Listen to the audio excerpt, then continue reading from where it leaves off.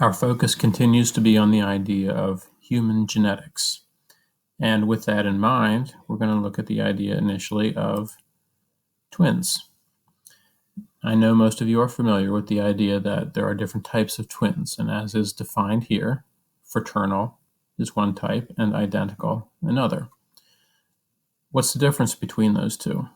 Well, fraternal twins, yes, they are born at the same time, but really, from a genetic standpoint, they're no more or less alike than any siblings that could be born years apart.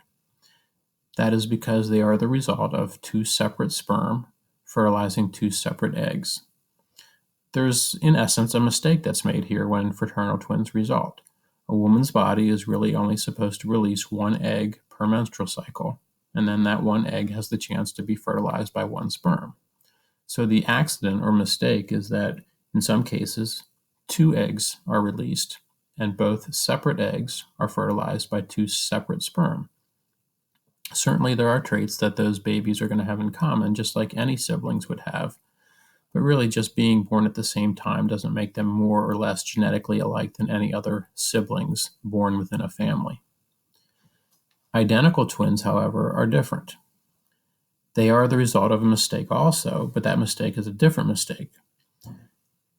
In identical twins, there is, as supposed to be happening, one egg released by the female's ovary, and it is fertilized by one sperm.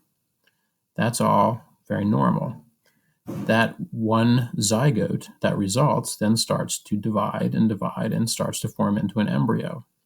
But at some point, that one ball of cells accidentally splits, gets separated into two distinct, separate balls of cells, and each goes on to become an entirely new embryo. Because they are the result of one sperm fertilizing one egg, all of the genes within those two developing embryos are exactly the same as each other. So they are genetically identical. Now keep the idea of twins kind of on the back burner for a second as we bring up a concept called nature versus nurture. Nature, the word, is a reference to one's genes.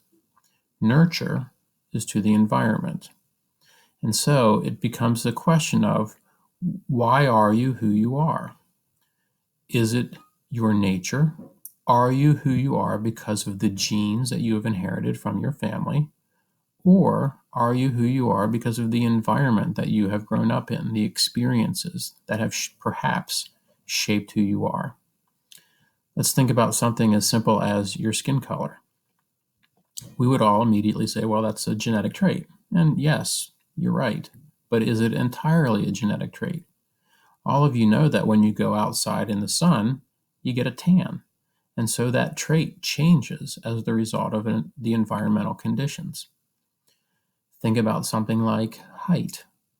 Again, we would immediately say, oh, that's a genetic trait. That's your nature. But let's say you have the genetic potential to be, let's say, 6 feet tall. But let's say as you're growing up, you have a very poor diet. Your diet also contributes to the size of your body, to your height. So even though you might have the potential to be 6 feet tall, you only end up, let's say, 5'9". In other words, what I'm telling you is that your traits are not just the result of the genes that you inherit, but they are in fact a combination of the genes that you inherit plus how those genes interact with the environment around you. And it gets even more crazy as you start to think about less concrete things that we consider to be traits, such as, let's say, musical ability or intelligence or athletic ability or personality. Are you outgoing? Are you shy? How do you know whether those are the result of your genes or the environment, or what is most likely the case, both? But is there a more heavy slant towards genes or the environment in any one of those cases? We just got done talking about twins. And so as the question poses at the bottom of the screen here, what is the ideal circumstance for studying this question? It does bring us back to twins, and specifically those identical twins.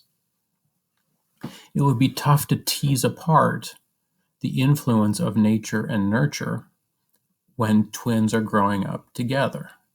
They have both the same genes and the same environment. So how do you know which has a greater or lesser influence?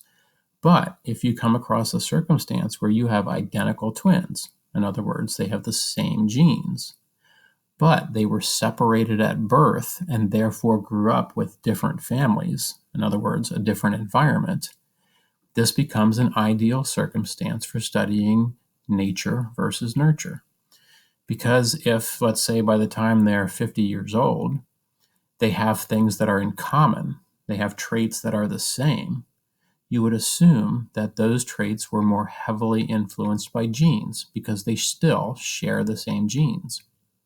But if they have other traits, which they show very different versions of, you would assume that those traits were more heavily influenced by the environment, the nurture of the situation.